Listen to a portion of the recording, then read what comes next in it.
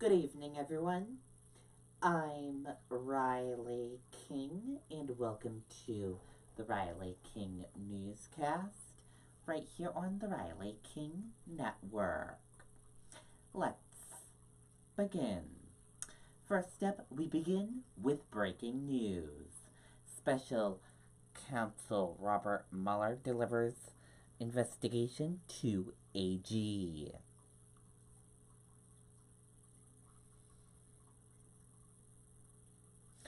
Let's take a look at the video.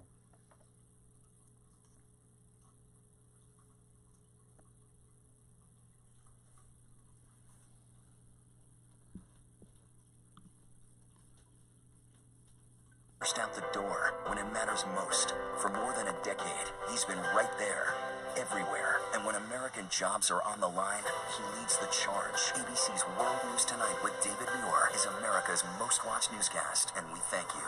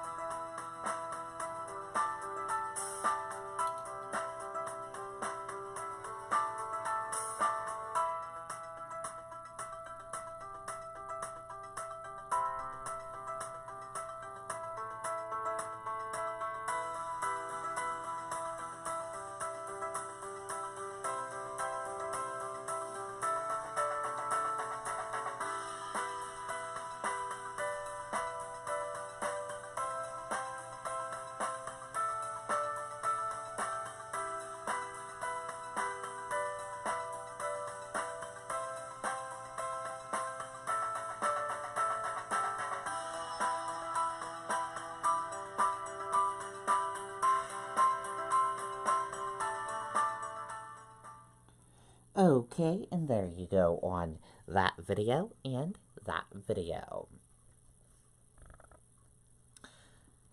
We will keep you updated as once we get information on what the final decision is.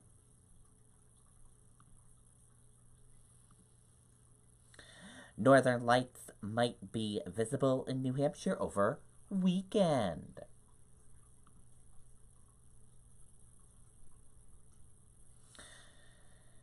Let's take a listen to the video from WMUR News 9, Haley LaPointe.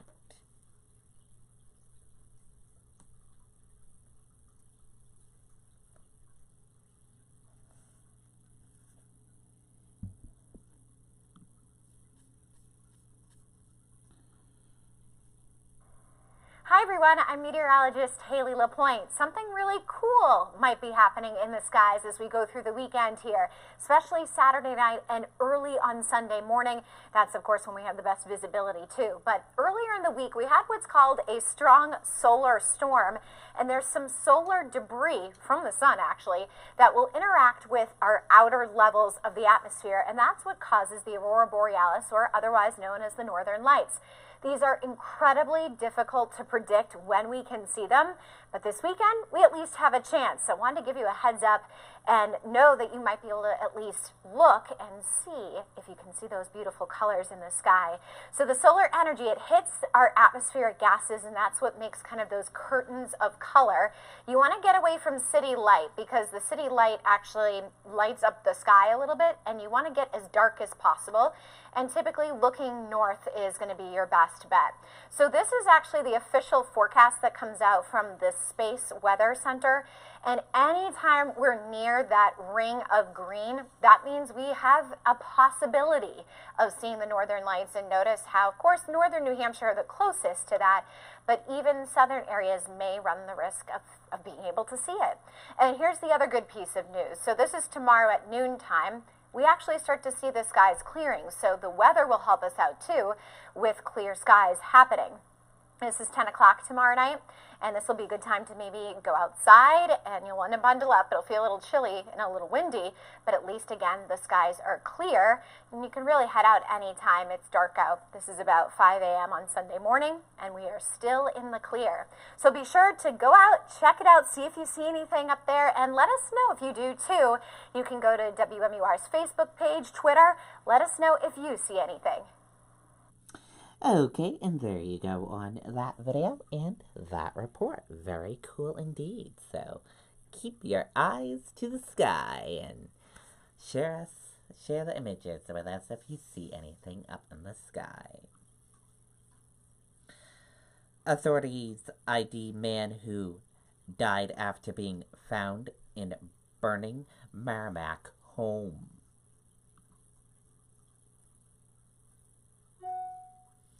Let's take a listen to the video from WMUR News 9.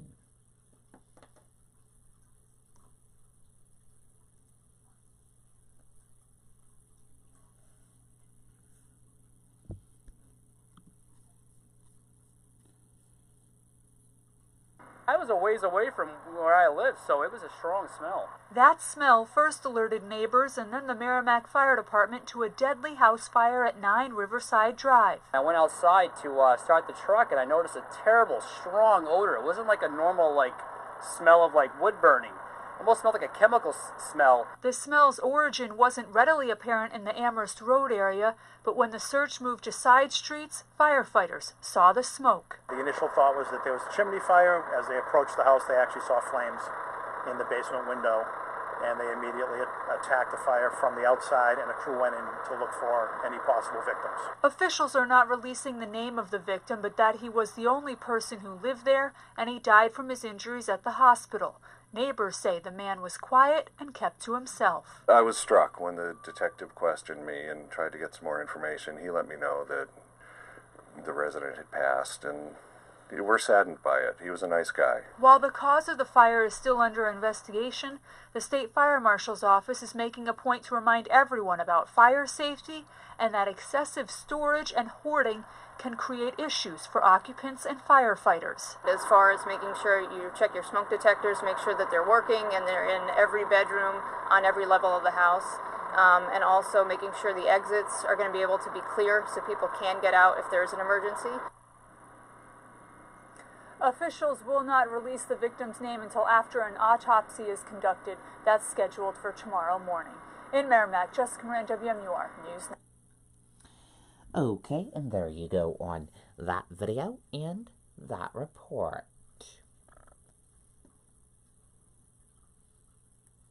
Authorities have publicly released the identity of the man who died after he was found in a burning home in Merrimack. The victim was identified as Miltai, 62, of Merrimack. Firefighters were called to the area Thursday on a report of a strong smell of smoke. Crews couldn't initially locate where the smell was coming from until they spotted smoke coming from the home, officials said. Fire officials said the man who lived at 9 Riverside Drive was taken from the home to a hospital where he died. Ty died of smoke inhalation, authorities said. No one else was injured in the fire, which was destroyed, the home officials said.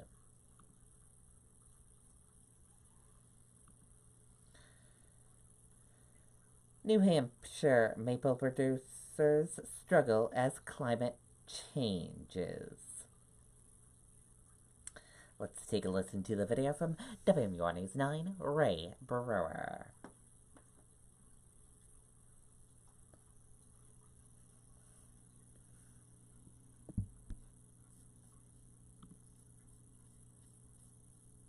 This is not your kid's sandbox. This is the place that brings your backyard dreams to life, with thousands of landscape options to choose from. Tools and supplies to get the job. It has been a rough year for maple syrup producers in New Hampshire. For Tim Goudreau, the season hasn't even started yet. I have not had a sap flow yet.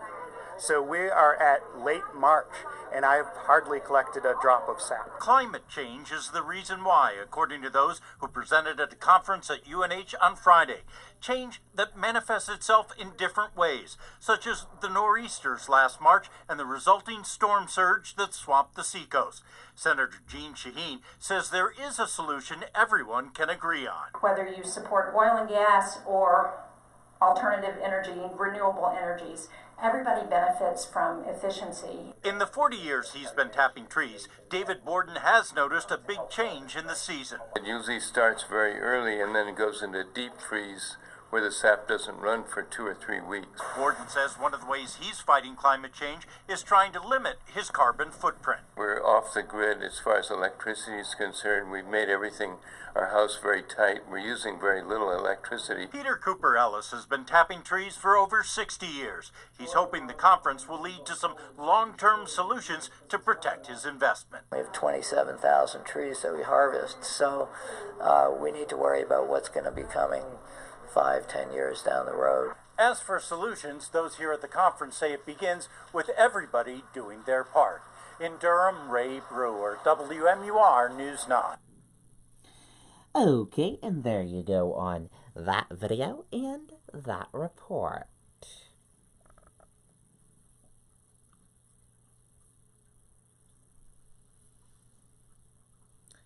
Funeral services to be held for a couple killed in Alton.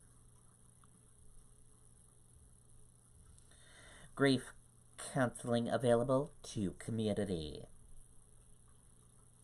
Funeral services was held today for the 2 people who were shot and killed in Alton last week. James and Lizzie Eckert were shot in their home 1 week ago. An 11-year-old has been charged in connection with their death. The service happened at 10 a.m. at the St. Catherine de Rexel Parish in Alton. Grief support services are being made available to the community from 1 p.m. to 4 p.m. today at the Alton Bay Community Center.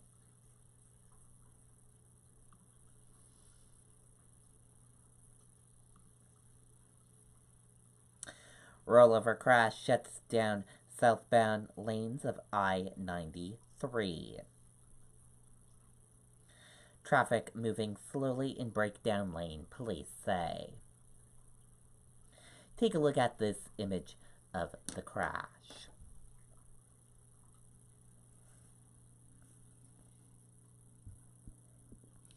As you can see, a car flipped over.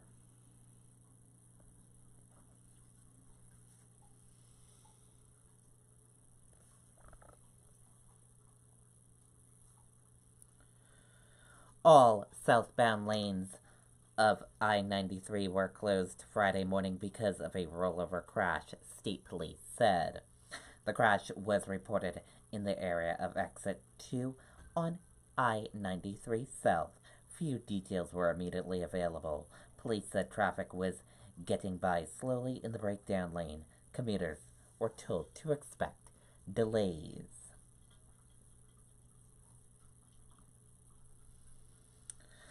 Local sugar shacks to open doors for annual New Hampshire Maple Weekend.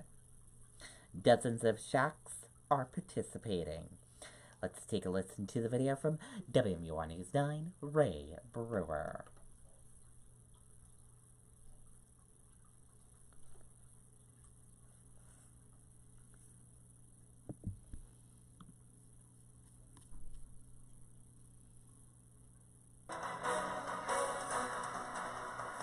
Welcome to today's Grow It Green. We're at the Lake Street Garden Center in Salem. I'm joined by Steve Roberge of UNH Cooperative Extension. Steve, this is the sweetest time of the gardening season, isn't it? It is, definitely, yeah. Right in the heart of maple sugaring season here. And we're going to be talking a little bit about the different types of syrup. Now, what are there? 4 major grades? What's the situation? Yeah, there are 4 major grades of syrup: golden, amber, dark, and very dark. They're all the same in terms of density and also sugar content, but it's really color and taste that is the difference among the grades. Is there a certain thing that they have to be a certain amount of sweetness or something? Is that graded out? Yeah, exactly. There's about 2/3 of the volume of maple syrup is actually sugar, and there has to be a specific density of that sugar for it to be considered maple syrup. Anything less is not legally maple syrup. Okay.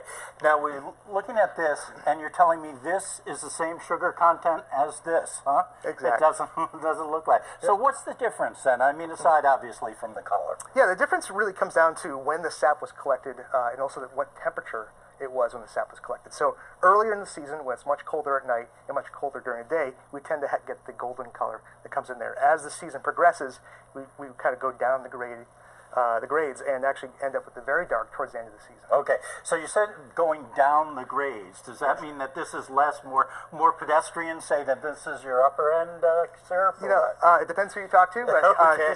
Historically this was called fancy, like in the Vermont fancy syrup. Okay. Very light in color. And that was because it was lighter and mimicked more of a sugarcane syrup.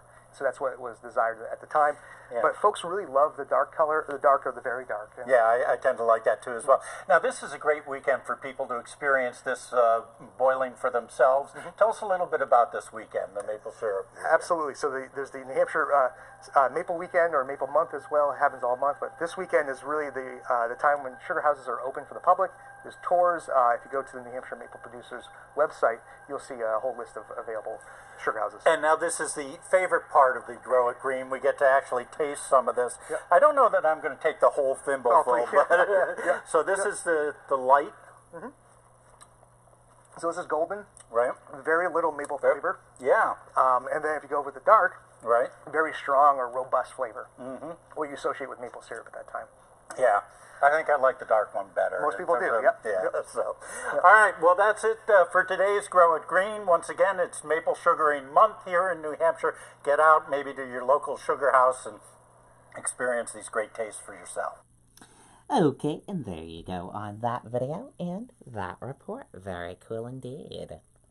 And we will definitely share this link with you on the Riley King Network Facebook page, and inside this link you can click on another link to show you the participating list of sugar shacks happening for Maple Weekend.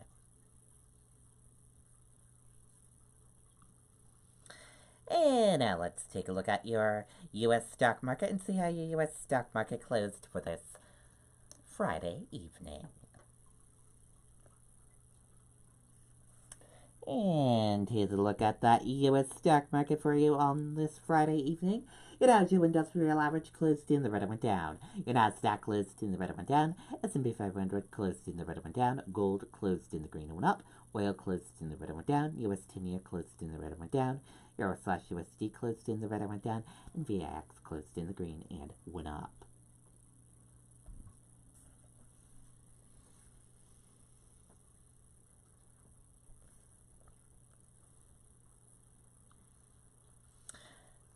Dow drops more than 450 points. S&P 500 posts worst day since January aimed global growth worries.